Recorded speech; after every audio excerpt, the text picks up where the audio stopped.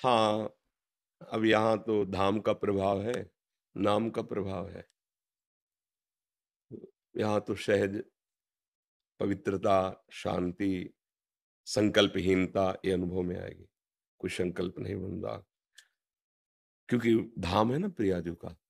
और जैसे भी बनता है अपने लोग नाम में ही रहते हैं प्रभु के, उसका प्रताप है। बस आप भी वहीं रहिए, जहां मन जाए वहां से हटा के नाम में लगाते रहिए।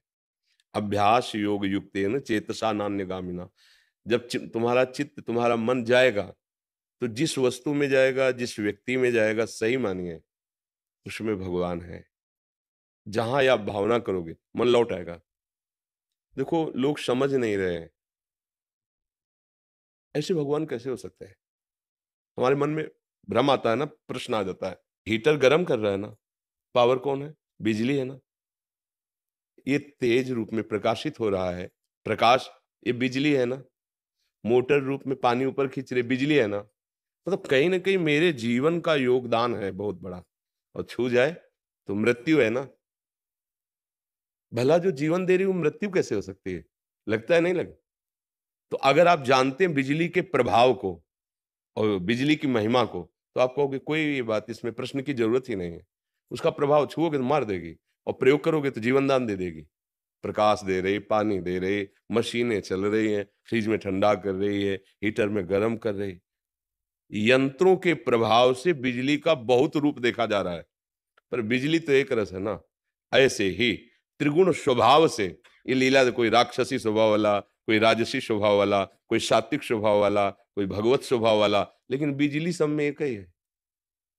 पावर, भगवत शक्ति सब में एक ही है। अगर उसको जान जाओ तो अमर हो जाओ। बस उसी को जानने के लिए मनुष्य शरीर मिला है। तो जहां मन जाए, मत्तः परतरम नान्यत किंचिदस्त धनंजय। हे धनंजय, मेरे सिवा किंचन मात्र कुछ नहीं है। भगवान कहे, मानी संख्या आपको लग रहा है ये दुष्ट है, ये राक्षस है, ये पापी स्वभाव वाला है, ये गंदा है, ठीक है, धैर्य रखिए। आप सवाल में मानी संख्या लिखिए कि इसमें भी प्रभु हैं। हम ये नहीं कह रहे यही प्रभु हैं, वास्तविक यही प्रभु हैं, पर लाप लिखिए इसमें भी प्रभु हैं, इसमें भी प्रभु हैं। और नाम जप कीजिए, जहां जहां मन जाए वहां से हटाइए, और जहां जहां मन जाए वहां प्रभु की भावना कीजिए। दोनों स्थिति में एक दिन अज्ञान नष्ट हो जाएगा, अब आपको दिखाई देगा जित देखूं तित श्याम मैं वही है। बस ये बड़ा विचित्र नाटक चल रहा है। बिना भगवान की कृपा के भ्रम नहीं जा सकता। जासु कृपा सब भ्रम मिट जाई, गिरजा सोई कृपालु। या रहस्य रघुनाथ कर बेग न जाने कोई, जो जाने रघुपति कृपा सपने मोह। सच्ची सच्ची बड़ा नाटक चल रहा है। एक नाटक अनेक रूप में कर रहा है, इसलिए समझ में नहीं आ रहा। और वही आपका भी स्वरूप है, पर आप भ्रमित हैं इसलिए नहीं समझ पा रहे। नहीं, हमारा स्वरूप ही है शांतम, शाश्वतम, अप्रमेय, जो हमारे प्रभु का स्वरूप है ना। प्रभु का स्वरूप जब हम गाते हैं तो शांताकारम और भुजग शयनम। सांप देख के डर लगता है, और सरकार सोकार है, अनंत फणधारी भगवान शेष की सया में। और स्थिति क्या है? शांताकारम, भगवान शिव के गले में वासुकी नाग बैठे हुए हैं। शांतम शाश्वतम अप्रमेय मनघम निर्वाण शांति प्रदम, हमारा मोक्ष स्वरूप है। मुक्त, कोई न बांधा है न बांधेगा, शांत स्वरूप है, अप्रमेय, उपमा रहित है, अक्लेद, अशोष्य, अदा है। हमारा स्वरूप है, हमारा स्वरूप। शरीर भाव को लेकर के हम सब फंस गए हैं। अब इतनी मलिनता है कि ये बात समझ में नहीं आ सकती। भला क्रूर दुष्ट पापी में तुम भगवान देख सकते हो क्या? गर्मी फेंक रही, वही ठंडी फेंक रही, समझो ना। वही पावर गरम, वही पावर ठंडा जो ठंडा है वो गर्म कैसे हो सकता है? जो गर्म वो ठंडा कैसे हो सकता है? ये यंत्र के प्रभाव से पावर दोनों में समान है। जो साधक है, उपासक है, भक्त है, वो तत्व देखता है, वो स्वभाव के अनुसार अलग अलग पावर का प्रयोग दिखाई दे रहा है वही। जहां ये बात समझ में आने लगी है वही, तो हर स्थिति में शांति, शांति कभी छोड़ेगी नहीं। अभी क्या है, अनुकूल हुआ तो थोड़ा हर्षित हो गए, प्रतिकूल हुआ तो शोकित हो गए, अच्छा हुआ तो आनंद का अनुभव हुआ, बुरा हुआ तो क्लेश का अनुभव। इसी स्थिति से ऊपर उठने के लिए साधना की जाती है, आराधना की जाती है। बाहरी कोई छूछा तुम्हें सुखी नहीं कर सकता।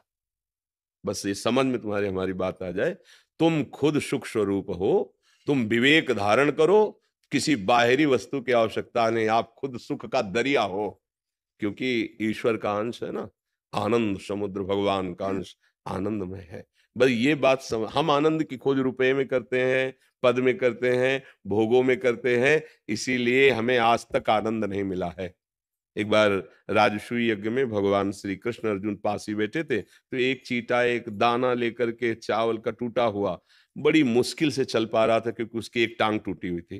तो अर्जुन जी की दृष्टि पड़ी, कहा प्रभु राजसूय यज्ञ में सब आनंद ले रहे हैं, ये चींटा कितना कष्ट पा रहा है, क्या इसको भी कभी सुख मिलेगा? तो भगवान ने कहा तुम तो इसके आगे को देख नहीं पा रहे, पूर्व को। ये 14 बार इंद्र बन चुका है चीटा। भगवान ने क्या कहा? 14 बार वो इंद्र बन चुका है, और आज दशा क्या है? एक दाना लेकर लंगड़ा के चल रहा है। समझ रहे हो? हम इंद्र भी बन चुके हैं, हम देवता बन करके खूब भोग भोगे हैं, हम नरक में जाकर खूब दंड भोगे हैं, कुछ याद नहीं है। माया का काम है विस्मरण करा दे। अब नया शरीर मिला है भगवत प्राप्ति के, लगता है भोग भोग लो, जो तुम चाह रहे हो इससे बढ़कर तुम्हें मिल चुका है, लेकिन आज तक तुम्हें तृप्ति नहीं हुई। अब क्या होगी?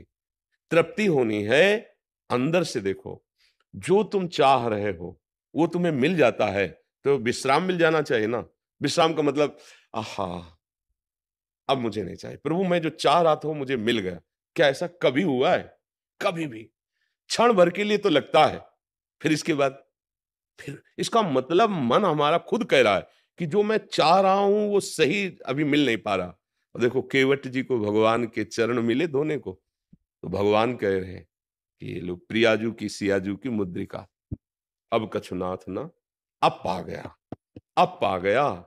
मीरा जी नाच रही, पायो जी पायो मैंने राम रतन धन, अब मिल गया। मतलब मेरे मन को विश्राम तभी मिलेगा जब भगवान का भजन होगा, भगवान की अनुभूति होगी, और वो तभी होगी जब हम अभ्यासरत रहे। ये सबकी समझ में नहीं आएगा, इसलिए क्योंकि माइक बुद्धि है।